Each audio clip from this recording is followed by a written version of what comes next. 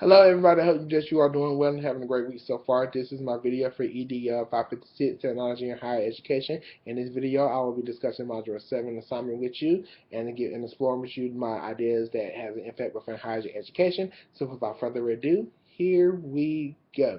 In this module, we were given the task of selecting five ideas that have a meaningful impact to us and within higher education. So based upon the assignments and the resources that were given to us, here are my 5 ideas.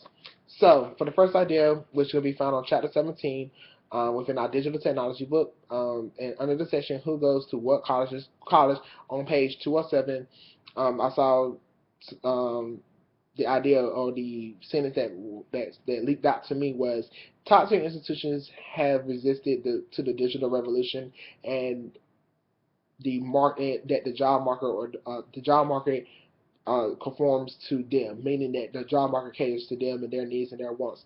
And basically, this comes with the idea of having a top tier system.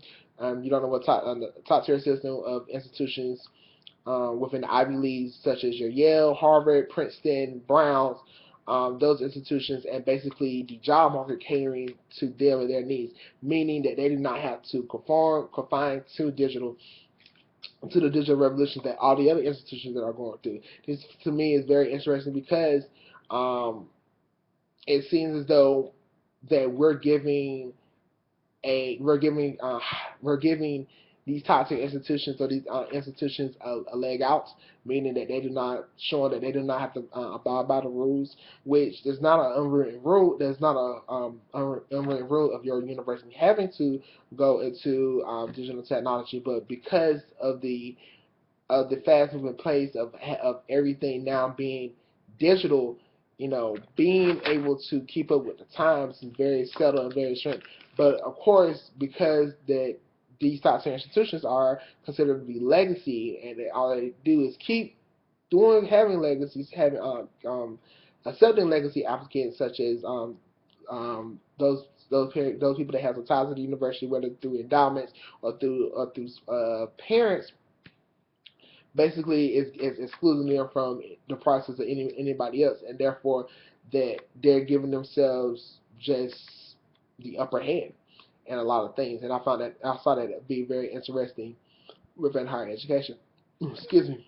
The second idea that I saw and I had was in chapter 18 of the digital technology book as well, under the section higher education staff of the digital age. And the idea of the sentence that jumped out to me was the learning organization is not confined to the classroom, but it involves the interaction of both the student and the institution.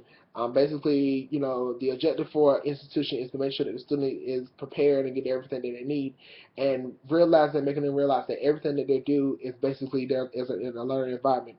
And within the digital age and with everything being digital now, the institution is going through that same learning process as the student, making sure that everything is efficient and be able to and tech savvy. Everyone making sure that they're tech savvy on campus, maybe to run a computer, because everything now is becoming digital. Throughout the course, we've been learning about every institution doing online for having online courses.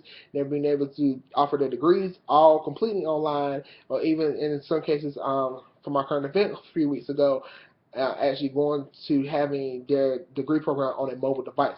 Everything the staff and administration is now going through that process of making sure that everyone is up to date and making sure they have the knowledge in order to run all of these technologies together in order to have an efficient and effective university. And the same and giving that same information to the student so they can be able to incorporate and implement technology during their courses of study, and so when they get out into the real world, they'll be able to work that same particular type of technology.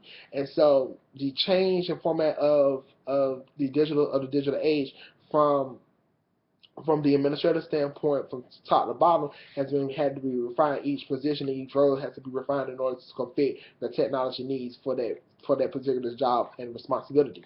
The third idea that I saw was also again in chapter 18 of our technology book was the idea of the digital university section, and the sentence that jumped out was the digital university would not replace the traditional classroom, but enhances it. Now, to me personally, this is very interesting because to me, I don't see the traditional classroom anymore. The traditional classroom is, guess in the sense, is the student, teacher, chalkboard, textbook.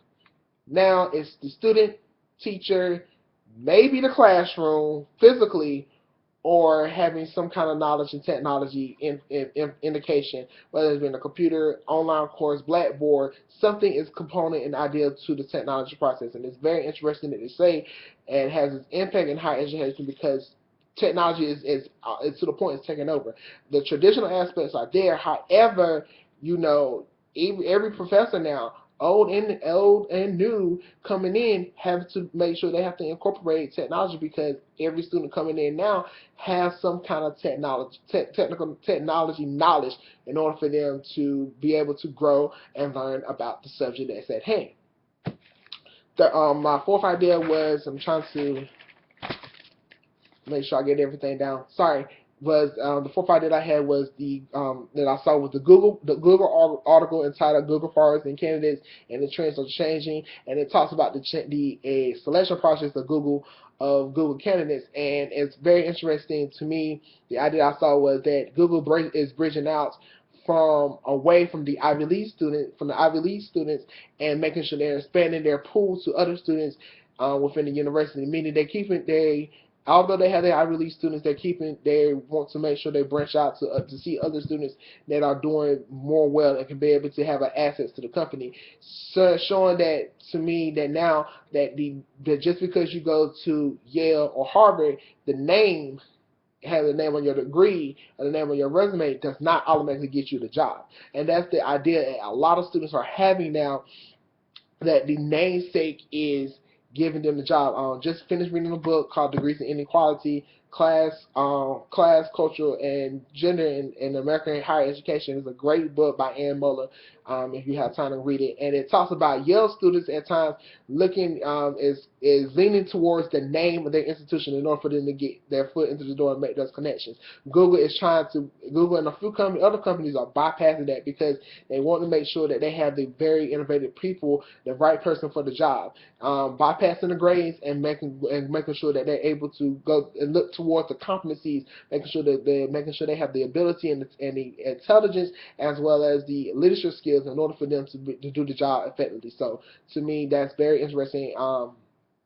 And it has a major great impact in the world of higher education because it makes sure people think twice of what institution they're going to. And the last and final idea that I saw was within the future of higher education, inside of higher education website, was talking about corporate universities. We've seen corporate universities how businesses basically are taking control, formatting their own institutions in order to make sure that they get a great standard for their business, and reading that corporate universities can be an advantage and can be a threat, and seeing that they do two things to institutions. One, the major existence of the failure of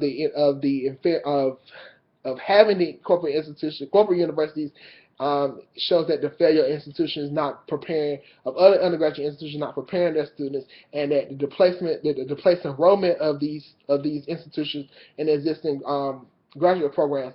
That's very interesting to me because now you're seeing that corporate universities basically does not have the faith anymore of a lot of institutions to make sure they can teach their students these skills.